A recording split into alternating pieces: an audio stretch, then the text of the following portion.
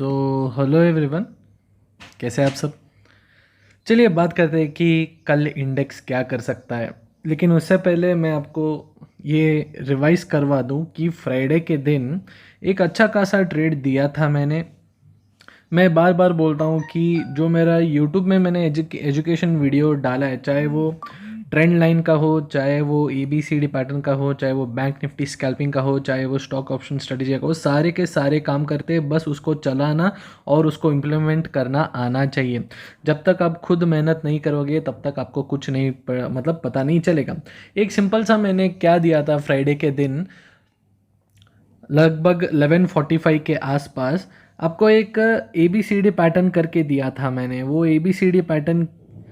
ABCD pattern कैसे draw किया था मैंने, इस पॉइंट से AB और ये C और ये D, ऐसा एक सिंपल सा मार्क करके दिया था। आपको ट्रेड कहाँ करना था, आपको ट्रेड इसके ऊपर आपको ट्रेड करना था। तो ये जब ब्रेकआउट किया तो आप देख सकते हो कि कितना आसानी से आपको ट्रेड मिला। अगर आप सिर्फ इस पॉइंट से इस पॉइंट भी आप अगर कर लेते तो आराम से आपको 30 से 40 पॉइंट मिल जाता। लेकिन आप करना नहीं चाहते, मेरे ऊपर आप डिपेंड होके रहोगे तो कैसे चलेगा। तो खुद आपको ट्रेड करना पड़ेगा। आपका स्टॉप लॉस कितना छोटा सा था, आपका स्टॉप लॉस इधर था, एक अच्छा खासा आपका रिस्क टू रिवॉर्ड बैठ जाता तो आराम से आपने 1:3 1:2 1:3 बुक कर सकते थे। लेकिन आप पता नहीं बहुत सारे नहीं किया, मतलब कुछ कम ही लोग हैं जिनका मेरे पास स्क्रीनशॉट आया है, उन्होंने ये ट्रेड पकड़ा है मेरे के साथ। इधर इधर भी अगर आप टारगेट लेते तो अच्छा खासा आपको टारगेट मिल सकता था। तो बहुत कुछ, मतलब शायद मेरे हिसाब से 13 या 14 लोग का ही मेरे पास मैसेज आया, उन्होंने ये ट्रेड लिया, बाकी सब कुछ तो किए ही नहीं। तो इसका मतलब क्या है कि सिर्फ यही लोग हैं जो मेहनत कर रहे हैं, ठीक है। तो मेहनत करोगे तो आप ही का फ़ायदा है, मेरा कुछ थोड़ी जाता है कि आप पैसे भी कमाते हो तो मेरे अकाउंट में नहीं आता, अगर आप गवाते हो तो मेरे अकाउंट से तो नहीं जाएगा ना। तो आपको थोड़ा देख कर काम करना चाहिए। लेजीनेस से आप रहोगे इस वाले फील्ड में तो कुछ नहीं हासिल कर पाओगे, ठीक है। तो ये तो हो गया जो सेशन चल रहा था। तो उसके बाद बैंक निफ्टी का भी मैंने दिया था, चलो ठीक है, वो बैंक निफ्टी का बाद में देखेंगे। अभी क्या करेंगे, हम 1 आवर चार्ट पे 1 आवर चार्ट नहीं, हम डेली चार्ट में देखेंगे कि जो मार्केट का स्ट्रक्चर है, आप देख सकते हो कि जो स्ट्रक्चर था मार्केट का तो इस तरह था, ठीक है। अब क्या किया मार्केट, आप देख सकते हो कि इस तरह का पैटर्न हो बनाते हुए निकल रहा है। उसका जो मेजर स्विंग है वो इधर है अभी। अगर ये स्विंग तोड़ दिया तो इधर तक और इधर तक हम एक्सपेक्ट कर सकते हैं। तो जो ये मेजर स्विंग है वो कौन सा स्विंग है, 16,800 है इसका जो ये मेजर स्विंग है ऊपर की तरफ, ये एक मेजर स्विंग है। तो मार्केट इधर आके क्या कर सकता है, या तो एक ब्रेक डाउन कर सकता है या फिर से नीचे आ सकता है। सिर्फ दो ही तो करते हैं मार्केट में जब लेवल्स होता है। तो आपको क्या ध्यान में देना है, अगर वो मैं बता रहा हूँ ना कि अगर आप ABCD पैटर्न अगर आप ठीक से उसको देख लेते तो इधर क्या हुआ, ये रहा A, ये रहा B, ये रहा C और ये रहा D, ठीक है। आप इसको भी कंसिडर कर सकते हो। एक और तरीका अगर आपको पकड़ना है तो इसको आप A कंसिडर कर सकते हो, इसको आप B, इसको आप C, इसको आप D। जब ये ब्रेक करता है तो आप ट्रेड कर सकते थे। तो लगभग 16,300 में ब्रेकआउट था। अब किधर है मार्केट, 400 पॉइंट ऊपर है। तो आप मतलब नहीं सीखोगे तो कुछ नहीं कर पाओगे इस फील्ड में, ठीक है। तो मेजर स्विंग जो आ रहा है वो आप देख सकते हो कि अभी का जो ट्रेंड मार्केट में है वो स्लोली अपर की तरफ जा रहा है। लेकिन वो कंफर्मेशन कब है, 16,800 के ऊपर है।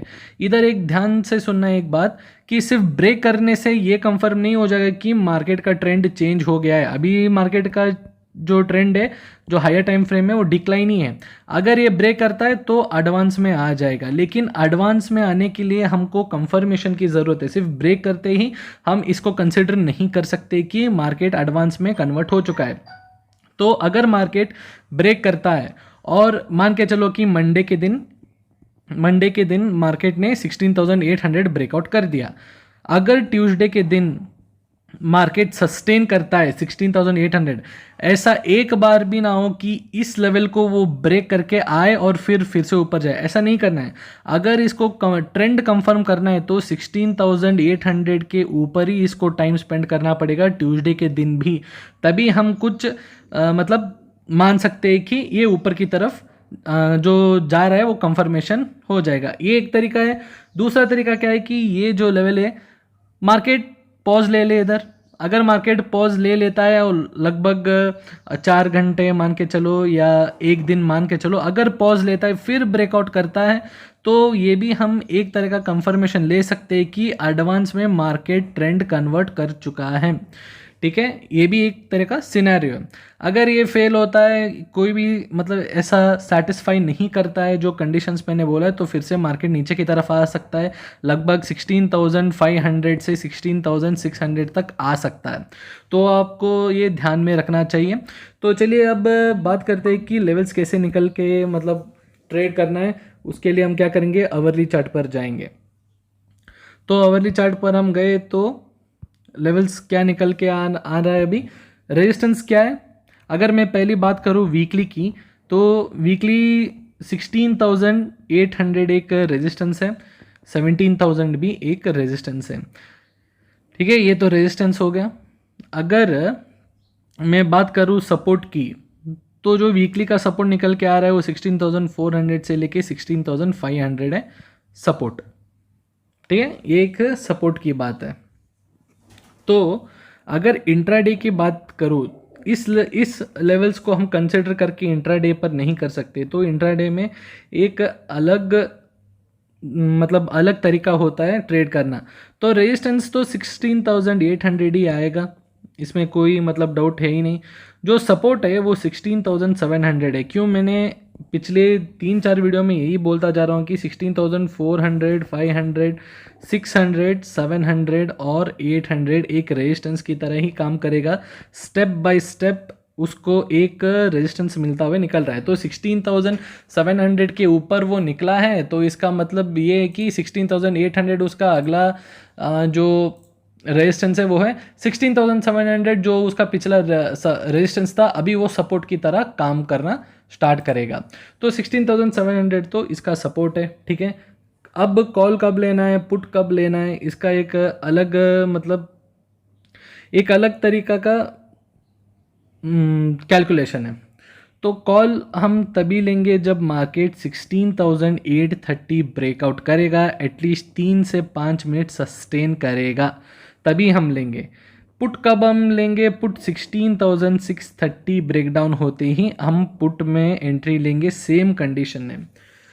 कॉल का हो गया, पुट का हो गया। अब एक बात ध्यान से सुनना, अगर market by chance gap up open होता है, ठीक है, अगर market by chance gap up open होता है और रेजिस्टेंस के आसपास गैप अप होता है या इसके मतलब एग्जैक्ट अगर ओपन होता है, तो आपको करना क्या है, आपको इस तरह का कैंडल वेट करना है। ठीक है, अगर ये खुलता है तो एक छोटा सा स्टॉप लॉस आपको लेना पड़ेगा। देखो, अगर ये रेजिस्टेंस के पास खुल गया तो एक बहुत अच्छा अपॉर्चुनिटी होगा।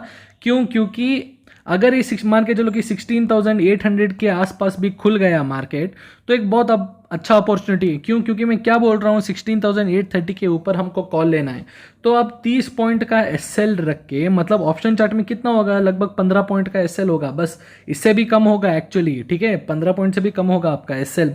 तो आप एक 30 पॉइंट का एसएल रख के अगर आप पुट में एंट्री लेते हो तो क्या बुराई बात है। अगर वो अच्छा खासा चल गया तो 1:2, 1:3 अगर आपको मिल गया तो आपका मतलब लॉटरी निकल के आ जाएगा, मतलब पूरा उस मंडे का ट्रेड ही खत्म हो जाएगा आपका मार्केट खुलते ही। ठीक है, तो एक चांस लेना पड़ेगा, जो मतलब जो लेना चाहता है वो ले लो, कुछ फोर्स नहीं है। मतलब ये सिर्फ मेरा पॉइंट ऑफ व्यू है कि मेरा जो एनालिसिस है वो मैं किस तरह से मैं उसको कैरी फॉरवर्ड करूँगा उसका है ये। ठीक है, अगर एसएल हिट हो जाता है तो इमीडिएटली मैंने क्या बोला, 3 to 5 मिनट वेट करना है। अगर ये सस्टेन कर रहा है तो इधर एंट्री ले लेता हूँ मैं कॉल के यहाँ, है ना।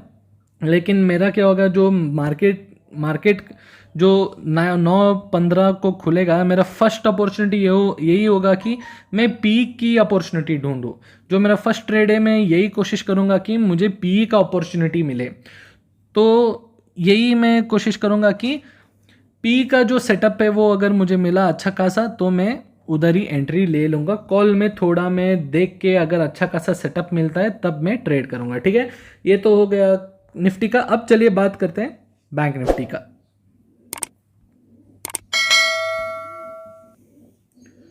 तो बैंक निफ्टी में क्या किया था फ्राइडे के दिन? एक बहुत सिंपल, मतलब मैं बोल रहा हूँ ना कि अगर आप मेरे भरोसे रहोगे तो कुछ नहीं मिलेगा आपको। एक सिंपल सा तो सेटअप था, ठीक है, एक फ्लैग बना था। जब ब्रेकआउट करता है, एक क्लोज करता है, आप ले लो, सिंपल सी बात है। अगर जो मेरे स्टूडेंट्स हैं उनको तो पता है, खैर मैं अपने स्टूडेंट से भी मतलब अच्छा खासा डिसअपॉइंट हूँ। ठीक है, ऐसा नहीं कि थोड़ा डिसअपॉइंट, अच्छा खासा डिसअपॉइंट, क्योंकि उनको सिखाया गया है कि जो जेन्युइन ब्रेकआउट होता है मार्केट में उसको कैसे जज करना है। ठीक है, जो ऑलमोस्ट मेरे 240 स्टूडेंट्स हैं उनमें से सिर्फ 12 और 14 ही ये कॉन्फिडेंस बिल्ड कर पाए हैं कि ऐसे वाले पैटर्न्स को कैसे ट्रेड किया जाए। बाकी सारे के सारे या तो ट्रेड नहीं कर रहे, इट कैन बी और it may be lack of confidence. ठीक है, लैक ऑफ कॉन्फिडेंस के वजह से नहीं कर पा रहे, या मेरे ऊपर टोटल डिपेंडेंट है वो लोग। जो लोग मेरे ऊपर कंप्लीटली डिपेंडेंट है उनके लिए मैं तो कुछ कर ही नहीं सकता। मैंने तो ऑलरेडी बता दिया है, जो मेरा ग्रुप है वो एक कॉल प्रोवाइडिंग ग्रुप नहीं है, वो एक लर्निंग ग्रुप है। तो आपको सीखना पड़ेगा, ठीक है, आप मेरे ऊपर डिपेंड नहीं कर सकते। जो लैक ऑफ कॉन्फिडेंस में ग्रुप जो इधर इधर आते हैं ना इस कैटेगरी में, तो उनका तो क्या ही बोल सकता हूँ मैं कि अब आप इस जैसे, मतलब जब इंडिया विक्स इतना कूल डाउन है, मतलब लगभग 17 के आसपास इंडिया विक्स है, तब इस वाले सिचुएशन पे अगर आप अपना कॉन्फिडेंस बिल्ड नहीं कर पा रहे हो, तो आप जब इंडिया विक्स 24 के ऊपर चला जाएगा तो खाक थोड़ी करोगे यार। तो थोड़ा समझा करो कि जब इंडिया विक्स इतना ही है तो वोलेटिलिटी बहुत कम होती है, इतना स्टॉप लॉस हंटिंग नहीं होता और मार्केट में स्लो मोमेंटम रहता है। यही आपका मोमेंट है, यही आपका अपॉर्चुनिटी है, आप कॉन्फिडेंस बिल्ड करो। अगर आप कॉन्फिडेंस बिल्ड नहीं करोगे तो कुछ नहीं कह सकता मैं, ठीक है, तो आपको ये समझना पड़ेगा। तो एक सिंपल सा क्या था, इधर एक जेन्युइन फ्लैग ब्रेकआउट किया था, ऊपर गया। इसके ऊपर भी अगर आप ट्रेड ले लेते, या तो चलो, या तो अगर एक थोड़ा सा भी अगर आप रुकते तो ये इधर पॉज किया था। ये 5 मिनट का कैंडल है, मैं हर वीडियो में यही बोलता हूँ कि 5, 10, 15 मिनट अगर सस्टेन करता है इसके ऊपर तो आपको ट्रेड ले लेना। एक अच्छा खासा इसने ब्रेकआउट दिया था, एक अच्छा खासा ब्रेकआउट दिया था, फिर इसके ऊपर हायर हाई बनाया, फिर से इधर पॉज लिया, फिर से ऊपर की तरफ निकला। अगर इस वाले पॉइंट पर भी आप एंट्री ले लेते ना, तो अगर ये पॉइंट पर भी आप अपना टारगेट बुक कर ले तो अच्छा खासा प्रॉफिट आपको मिल जाता आराम। मतलब 100 पॉइंट से ऊपर गया तो 40 पॉइंट्स तो आपको मिल ही जाता ऑप्शन चार्ट में, तो अच्छा खासा आपका ट्रेड बन जाता। लेकिन आप तो किया है नहीं, तो आपको कुछ मिला नहीं होगा, है ना। तो एक और पॉसिबिलिटी अभी इस वाले में हमको क्या निकल के आना है। अगर आप निफ्टी चार्ट देखोगे और बैंक निफ्टी देखोगे, निफ्टी से थोड़ा अलग है बैंक निफ्टी। निफ्टी क्या करेगा, सॉरी, निफ्टी क्या कर रहा है इस वाले जोन में, अभी वो आके रुका है। बैंक निफ्टी क्या किया, ऑलरेडी एडवांस में चला गया है, ऑलरेडी मार्केट एडवांस में चला गया है बैंक निफ्टी में। लेकिन इधर एक इंपॉर्टेंट बात क्या है, मार्केट, ये सही बात है कि मार्केट ने एक ऐसा ब्रेकआउट किया है, ठीक है, तो इसका अगला पड़ाव या तो ये हो सकता है या तो ये हो सकता है। लेकिन आपको मार्केट स्ट्रक्चर ध्यान से पता होगा तभी आप ये समझ पाओगे, नहीं तो आप नहीं समझ पाओगे। क्या कर रहा है मार्केट, मार्केट का जो एंगल है जो ऊपर जाने का वो ऐसा है बैंक निफ्टी में, ठीक है, और वो भी पिछले 3-4 दिन में मार्केट का एंगल आप देख सकते हो कि कितना बड़ा बड़ा कैंडल बनाते हुए ऊपर की तरफ निकला है। तो निफ्टी में मैंने क्या बोला था कि ब्रेकआउट होता है, एक दिन सस्टेन करता है, तभी एक जेन्युइन ब्रेकआउट माना जाता है, जो कि बैंक निफ्टी में ऑलरेडी वो कर चुका है। लेकिन आपको ये पता होना चाहिए कि बैंक निफ्टी हमेशा एक, मतलब उसको क्या बोलते हैं कि अनसर्टन होता है, कि उसमें बहुत अनसर्टेनिटी होती है, उसमें एक ठीक से प्रिडिक्शन नहीं कर पाते। अब अगर निफ्टी फेल हो कर दिया ना कि उसका जो 16,800 लेवल है अगर वो सस्टेन करना फेल हो जाएगा, अगर ये बैंक निफ्टी इधर भी रहेगा ना तो इतना इतना बड़ा बड़ा कैंडल बनाते हुए नीचे की तरफ आ जाएगा। तो निफ्टी जो है उसको हमको पहले ट्रैक करना चाहिए, बैंक निफ्टी नहीं। अगर मतलब इसका मतलब ये नहीं कि बैंक निफ्टी को मतलब देखना ही नहीं, बैंक निफ्टी को भी देखना है, लेकिन निफ्टी जो है वो मेन है, वो मैं ये बोलने की कोशिश कर रहा हूँ। निफ्टी मेन है, बैंक निफ्टी सेकेंडरी है। तो अभी क्या करना है, इसका जो रेजिस्टेंस है अभी इसके पास आ रहा है अभी, ठीक है। इसका जो मेजर स्विंग है ये वाला थाई जो ऑलरेडी ब्रेक कर चुका है, लेकिन निफ्टी अभी तक नहीं किया। निफ्टी भी अगर साथ देगा तो हो सकता है हम आने वाले टाइम पे अच्छा खासा मोमेंटम देके बैंक निफ्टी में लगभग 37,500 से लेके 38,000 तक भी हम देख सकते हैं आने वाले टाइम पे, अगर निफ्टी भी साथ देगा तो, ठीक है। तो अभी हम क्या करेंगे, रेजिस्टेंस मार्क करने के लिए निकलेंगे और सपोर्ट मार्क करने के लिए भी निकलेंगे। तो अभी देख रहे हो आप कि एक इम्पॉर्टेंट रेजिस्टेंस पे है मार्केट, ठीक है, एक इम्पॉर्टेंट रेजिस्टेंस पे खड़ा है मार्केट। अगर मेरे पॉइंट ऑफ व्यू से यही अच्छा होगा कि अगर मार्केट इधर पॉज ले और या एक पुल बैक मतलब एक नीचे की तरफ एक डिप ले, लेकिन इस वाले लेवल को क्रॉस ना करे जो कि है 36,100। अगर 36,100 को क्रॉस किए बिना अगर इधर ही रीटेस्ट करके ऊपर की तरफ निकलता है, एक अच्छा खासा पॉसिबिलिटी बन सकता है ऊपर की तरफ, या एक पॉज ले सकता है। अगर गैप अप करेगा तो हो सकता है कि फिर से नीचे आ जाए, तो ये पॉसिबिलिटी बहुत ज़्यादा है। तो लेवल्स क्या निकल के आता है रेजिस्टेंस इंट्राडे के लिए, 36,900 से लेके 37,000 तक एक रेजिस्टेंस है। अगर सपोर्ट की बात करूं इंट्राडे के हिसाब से तो सपोर्ट 36,400 से 36,500 है। अगर मैं वीकली की बात करूं तो रेजिस्टेंस तो सेम ही आता है, ठीक है, रेजिस्टेंस तो सेम ही है। अगर सपोर्ट की बात करूं तो 36,000 से लेके 36,200 तक एक सपोर्ट निकल के आता है वीकली में। ये आपको लेवल मार्क करके रखना है। इस लेवल से आप इंट्राडे में ट्रेड नहीं कर सकते, इसको आपको दिमाग में रखना है कि ये भी एक इंपॉर्टेंट लेवल्स है। जो इंट्राडे के लेवल से वो ये है, ठीक है। अभी कॉल कब लेना है, पुट कब लेना है? कॉल आपको तभी लेना है जब मार्केट 37,000 ब्रेकआउट करेगा। पुट आपको तब लेना है जब जो स्कैल्पिंग है, जो स्कैल्प करना ज़्यादा पसंद करते हैं, वो 36,600 का ब्रेकडाउन होने का वेट करो। जो सेफ ट्रेडर्स है वो तभी लेना जब 36,390 ब्रेकडाउन करेगा। ये जो सेटअप है वो बहुत क्लियर कट है। अच्छा, एक और बात, मतलब 2-3 लोग मेरे को मैसेज किए कि स्कैल्पिंग में इतना कम पॉइंट्स मिलता है कि ट्रेड नहीं कर सकता। अगर आपका माइंडसेट ये है कि स्कैल्पिंग में पैसे नहीं बनता है तो भाई आपसे ज़्यादा मतलब क्या ही बोलूँ मैं, कि जो सबसे ज़्यादा पैसे बनते हैं वो स्कैल्पिंग में ही बनते हैं, ठीक है। जो पेशेंटली वेट करता है उसमें ज़्यादा पैसे नहीं बनते हैं। उनका अगर मान के चलो 1 महीने में अगर 1 लाख करते हैं, जो स्कैल्पर से वो 10 दिन में ही कर लेंगे 1 लाख। अगर उनको स्कैल्पिंग करना आता है तभी तो स्कैल्पिंग करना सीखो, क्योंकि ये मान के अगर साइडवे हो या ट्रेंडिंग में हो या डाउन ट्रेंड में कुछ भी हो, स्कैल्पर पैसे बनाता है। जो पेशेंटली लॉन्ग शॉर्ट करके वो उनका माइंडसेट रहता है वो पैसे नहीं बनाते। हालांकि सेव वही है स्कैल्पिंग से, लेकिन पैसे बनना है तो स्कैल्पिंग भी करना आना चाहिए। स्कैल्पिंग ऐसा है कि ये ब्रेड एंड बटर बन जाएगा आपका ट्रेडिंग में। तो स्कैल्पिंग करना सीखो आप, क्योंकि आपका जो स्टॉप लॉस रहता है वो बहुत छोटा रहता है और टारगेट भी बहुत छोटा रहता है। आपका 5-10 मिनट में ट्रेड खत्म हो जाता है। तो स्कैल्पिंग करना आना चाहिए, ठीक है।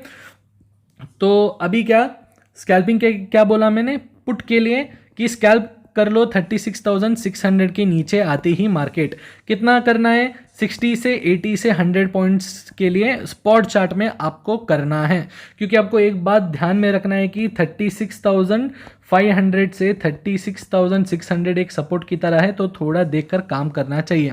अगर बाई चांस मार्केट, एक और ध्यान से सुनना कि फिर से इस वाले केस में जहाँ निफ्टी भी सेम रिएक्ट किया है वैसे ही अगर गैप अप खुलता है मार्केट, तो मेरा फर्स्ट अपॉर्चुनिटी ट्रेड में अब ढूंढने का होता है वो पी का ही होगा। अगर मुझे इस तरह का कैंडल दिखा, एक छोटा सा एसएल लगा के मैं पुट में एंट्री ले लूँगा, ठीक है। तो आशा करता हूँ कि आप वीडियो समझ गए। कुछ अगर डाउट होता है तो एक और बार आप वीडियो देख लेना, क्योंकि मेरे हिसाब से डाउट नहीं आना चाहिए, क्योंकि मैंने क्लियरली आपको एक्सप्लेन किया है, ठीक है। तो कल लाइव मार्केट में मिलते, तब तक के लिए बाय।